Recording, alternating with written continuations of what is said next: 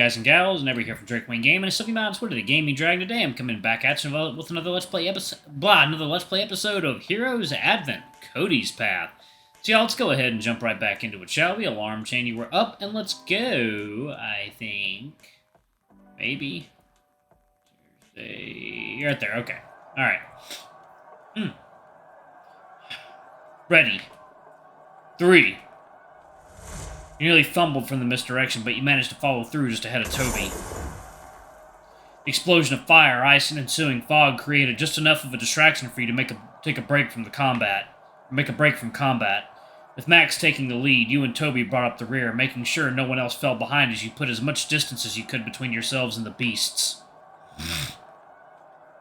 Your escape was less than ideal, but with your pace set by the injured in your party, you only managed to get so far before needing to clear enough of a safe perimeter for the survivors to escape. Max eventually brought up the rear, his crossbow bolts entirely spent, relying solely on his magic any chance it managed to recharge. He cut down the ones that attempted to ambush you upon the intersections or ruins of the street. Toby helped keeping them in line with his ranged fire attacks. The dogged pursuit went on for a while, so long that you didn't even realize the moment they began to thin out and eventually disappeared entirely. Getting a chance to catch your collective breaths, you seemed to recognize the general area, the mines barely visible in the distance. Huh! Whew! Did we lose them? I think so. They've diverted to the other side of the eastern crossroads. And Toby, where were you? Were you telling us this whole time? Well, not the whole time, no. Just when I saw the fire Raymond set to those buildings. Sure caused quite the ruckus. Yeah, well, was pretty hard to miss. Either way, I thought you could use the backup. Why didn't you just join us in the fray from the start? Why did you wait until the last second? After we talked last time, I didn't just want to show up without your permission. Max opened his mouth in protest, stopping himself short of a reprimand.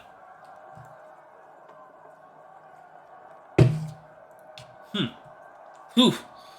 Phew. Max seemed to be at a lack of words as he was of breath, only staring at the tiger, panting heavily from his injuries. You think he might know what it was that Max was wanting to say.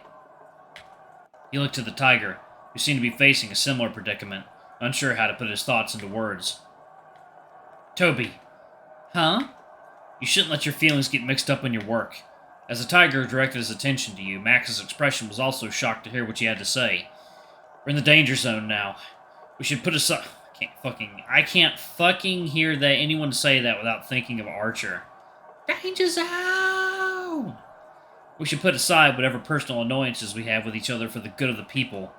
He indicated the survivors resting in the shade of the buildings, dressing and nursing their wounds as best they could. Could have avoided so much more of that situation if you had just let us know you were there.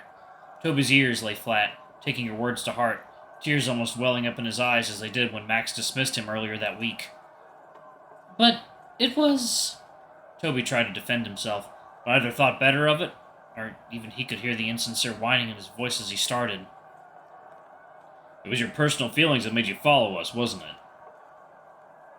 Well, yeah. Master Alaric didn't send you after us, did he? Dad doesn't know that I'm here right now. I was supposed to help keep the road clear for the escape efforts. Master Alaric won't be happy about that, but... Malamute laid his large paw on the tiger's shoulders, eliciting a more hopeful expression from his guildmate. Thank you for doing so. Things might have turned out poorly for everyone had you not been here.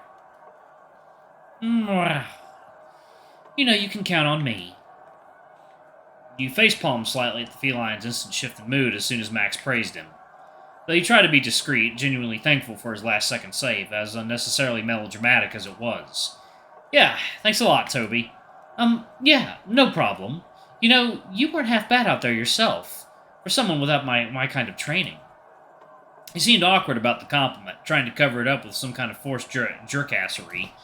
You scoffed, though, deciding not to call him out for it. 1 second, y'all. Let me see where this cord goes to. Okay.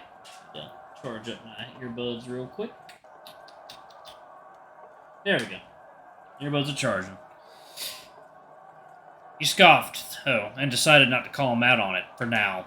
Anyway, we shouldn't loiter too long here. If they regroup and come after us, we won't be able to put up as proper of a defense. Should we head back to the guild?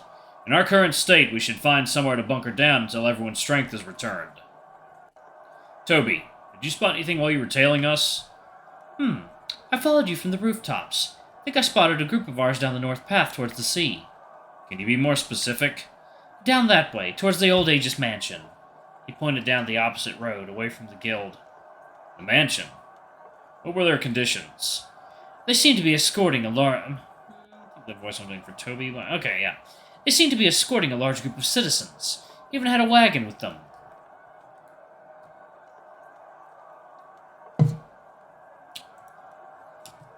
Maybe we could ask them to carry the injured on it while joining up with them. Yes, good thinking.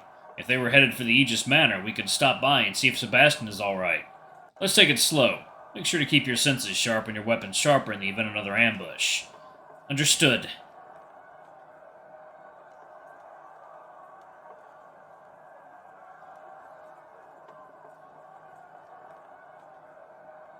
At Max's instruction, every non-combatant was to hug the outer walls and stay safe in the event of another ambush. If the beasts were coming from the heart of the city, then keeping 5 of you on the outside would greatly lessen the risk of getting ganged up on. In the end, it proved as only a precaution. From where you escaped until the foothills came into view, you hadn't seen neither hide nor hair of more beasts lurking about. Look! There's the Aegis residence! We shouldn't be long for the mining headquarters from here. Wait, is that a carriage? You point out the vehicle stationed just outside what would be considered the manor's property. It bore similarity to the one you and Max had taken to the Akai, only reinforced with several metal bands, most of which were snapped and shattered along with its splintered wood. Mangled and still attached to its yoke was what remained of a Holf, trapped and massacred by netherbeasts, no doubt. Damn it! Did they get this far already? Was this the caravan you saw, Toby? The tiger took the time to examine the wreckage cautiously. Yes, same one. If they were headed in this direction, they must have been ambushed as well. You looked down at the wreckage as well, a bit unsettled to your stomach, but distracted by something you couldn't quite place. You raised your gaze to look at the manor itself, its garden still immaculate, and the building itself devoid of any of the markings of destruction you had seen before. Why was it still in such pristine condition? Shit! Max! Cassian! Look alive, we've got hostiles at 9 o'clock! Crap! I don't like the sound of that. Sure enough, as you had suspected, from within the closest buildings, and even behind the carriage, more netherbeasts emerged, alerted to your presence. Good grief, they just don't know when to give up.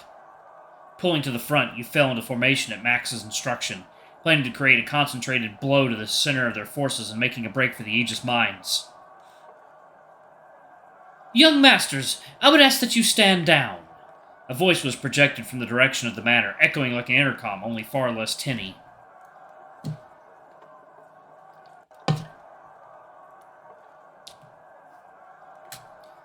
Sebastian! Allow me to put these ruffians in their place. I simply cannot allow them to bring harm to Master Alex's home. Please stand clear of the line of fire. Thank you. You held your ground after the announcement, essentially sitting ducks as the creature stalked towards you, a heavy dose of hesitation in their steps, anticipating something. At that moment, that anticipation paid off. A rumbling beneath the ground rose in intensity as several constructs erupted from the soil. On the surface, they looked like ostentatious sculptures matching the sophisticated manor behind them, their heads decorated with crystal-studded tiaras.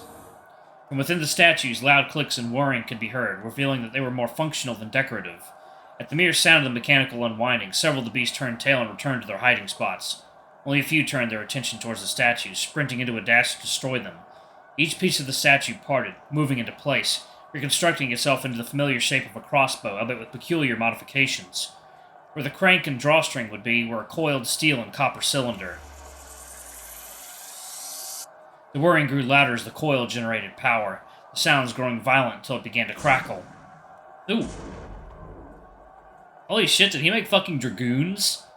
Y'all know what dragoons are, play StarCraft. Whoa! In the blink of an eye, one of the statue-turned turret launched a barrage of nail-thin projectiles into the Netherholf, dismembering it into fleshy tatters. As the beast released a guttural cry, garbled by its dissolving form, boiling and reduced to sludge where the projectiles had pierced through.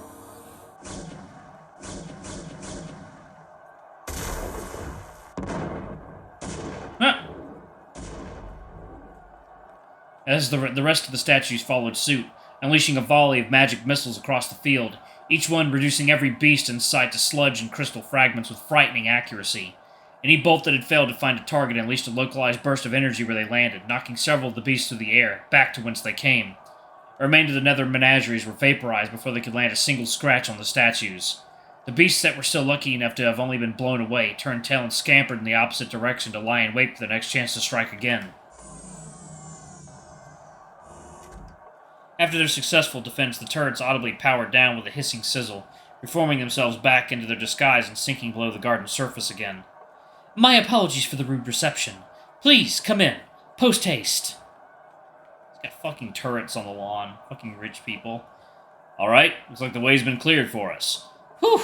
Those turrets were something else. Made mincemeat out of them. One shouldn't surprise me. One does not simply walk into the Aegis estate uninvited. Not with that kind of defense.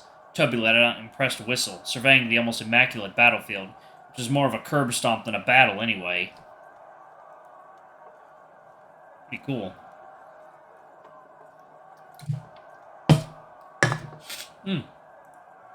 Alrighty. So, those were the ballista, huh? Haven't seen those in action since we last hung out at Alex's. A lot more dangerous than I remember them, too. Considering that was a long time ago, I'm surprised Sebastian still operates the defense system all these years later. He's on his own here all the time. Does anything he needs to keep the place safe.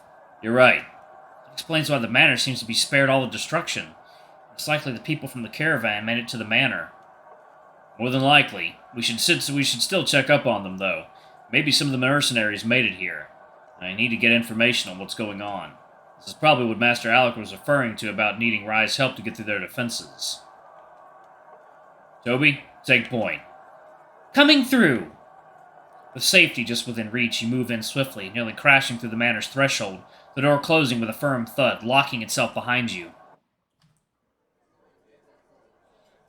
Sir Maxwell, would it that our reunion were under more pleasant circumstances, but alas.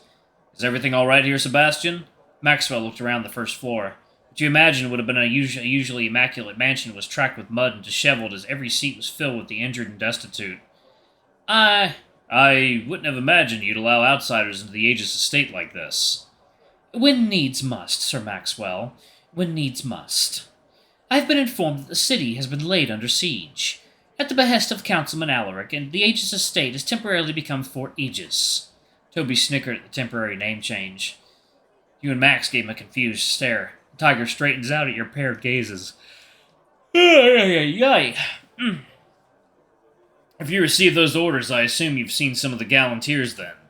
Yes, they have currently set up a war room in the dining hall, if you'd like to speak to them. All right, I'll see how things are looking here. Sir, would it not be prudent to treat your injuries first? Don't worry, Sebastian. I know my limits. If I start to feel unwell, I will ask for assistance. Know your limits, huh? You two make sure our latest group gets medical attention, and the same goes for you both. I'll wait here once I'm done. Got it. The guest bedrooms have been established as an improvised infirmary. Since Maxwell insisted that you both receive medical attention, I could lead you there if you were so kind to follow. Well, I'm doing kind of all right. I'm doing quite all right. You can go there if you need to, Cassian. I'll come get you when Max cuts back.